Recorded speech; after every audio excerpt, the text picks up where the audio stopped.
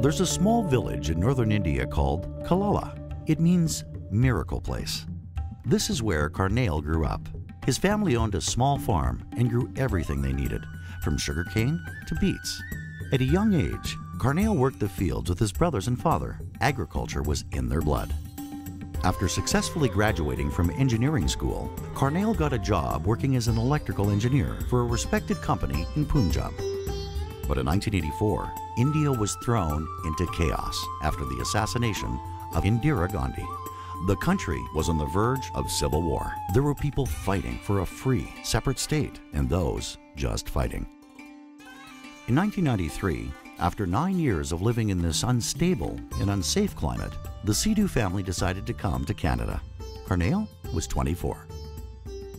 Oh, life when first we came here was totally different. You came from totally on other end of the world, and also two different cultures. And we came in end of July, and for us, July was colder here. We still have a jacket on, and in here it was a hot month. Mm-hmm. So it was totally different, like on other end of the world, and you have different culture, different language, and it looked tough first when we came, mm-hmm. But slowly then you got into it.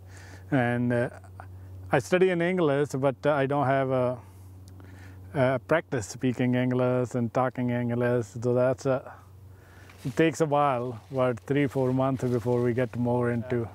It's a really funny story. When first time I went in Abbotsford to pick a Brussels sprout, and it was December, so it also have snowfall. But I went with my runners, so very soon I realized that's not the right dress up to do that kind of work. But I did only pick two fields. My feet started freezing, and then I went back to the contractor's van and start up and get warm up there. Biggest challenge is, first challenge was to find a job. In a country you don't know anybody, and you don't know the culture very well, and you don't speak the language very well either. So that was the biggest challenge, I think, to find the place to put your foot in. So that was the biggest challenge. And then next challenge started when you find out that they don't recognize your education from your own home country. So that was the next challenge to me, because I want to go into profession, but then I learned they don't recognize it. So then it started back to the survival. So you have to survive and grow slowly back on your foot. For some clients, when they're going through the process of looking for jobs, and they have a lot of credentials from their own country, it can be very frustrating for them when they come to Canada. A lot of times they are made to work in survival jobs, so jobs just to pay the rent, to pay for their daily food, and it's very degrading to them. I have a student who's actually a qualified doctor, and he's in my English class, and we're doing practice exercises on how to be a waiter. So it's very difficult coming from being a doctor to having to take people's food orders. So I think it's pretty much an emotional roller coaster. When you first come to Canada, everything's so new and exciting. It's the honeymoon phase. Then kind of reality sets in, and you go through maybe a phase where you're applying for jobs and nobody gives you a call back, and you're going, geez, well, I'm a doctor, why isn't anybody calling me? And so reality sets in a little bit, and they realize that they have to do a little bit more and maybe settle for a survival job until they can get a better base and figure out which path they're going to take here in Canada. When I first came, I learned that I cannot be an engineer, But I took it, instead of getting depressed about it, I took it a positive that I want to do something. I want to prove myself.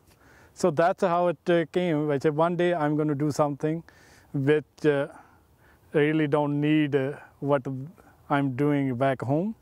So from agriculture, I know you don't need any qualification. If you know how to grow, you do agriculture, right?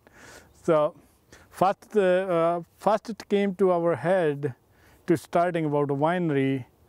When we were working for a winery in Oak Falls, three of us, two of my other brothers, and one day we're sitting at lunch, my elder brother said, it's not a bad business. Juice, bottle for grape juice you sell for $15. I said, we should look into it. I think immigrants have changed the business sector here in the Okanagan in a number of different ways. One being their abilities to provide different skills within our region, their ability of bringing their culture to our society, to our business, to the Okanagan, and obviously capital being infused or injected into our economy. So I see it as more on the business side of it, with helping create business, helping provide employment, and just helping inject capital into the Okanagan. Today, only 17 years after the Sidhu family arrived in the Okanagan, their business, Kalala, is comprised of vineyards, orchards, distribution of agricultural supplies, and a transport division. With over 35 employees, Karnail and his family are great examples of the devotion and hard work shown by newcomers and how they become an essential part of our community. Beyond the immediate impact on our local economy through his business initiatives and employment, Karnail has also brought recognition to the Okanagan wine industry with his award-winning wines, including his recent gold medal at the French competition Chardonnay du Monde. It's a great feeling that you came to the country, you work hard, and to achieve your goal, then you achieve the goal giving back to the community. Like there was a time when I was looking that someone should help me, I can get a job or this, but now I'm willing to help people. If they need help, then I can help. Right now I'm in a position where I can help. And now we have a good business, we have 2-3 business going, we hire people, and then also if sometime I still find some immigrants from, even not from India, from other country, my hire to go for them. I always help them as much I can do. Like if they're really qualified people, I always tell them it's okay. It's always a little bit tough to establish, but this is the country, there is endless opportunity to grow.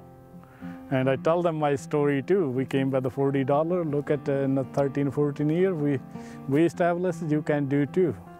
Yeah, in my heart, actually, I feel my home more here than back home because it's a long time. I stay in India, say 22, 23 years, and I'm here 17 years. Very soon it's to be equal. And my friend circle is not existing there anymore, right? Everybody went to their own way. And so it's, if I go home, I start missing Kelowna actually. After a while, I should go back to my real home now, with Kelowna. Here at Kelowna Community Resources, we provide a range of programs to assist newcomers in their adjustment and adaptation to life in the Okanagan. Every day we see and hear of incredible stories, not only of adjustment and acceptance, but also of contribution to make Kelowna a better place for all its citizens. We know that these stories will continue to be lived by those that move to the Okanagan, contributing to our community, making a difference, not only in their and their children's lives, but in the broader community. I feel proud that they choose British Columbia as their new adopted home.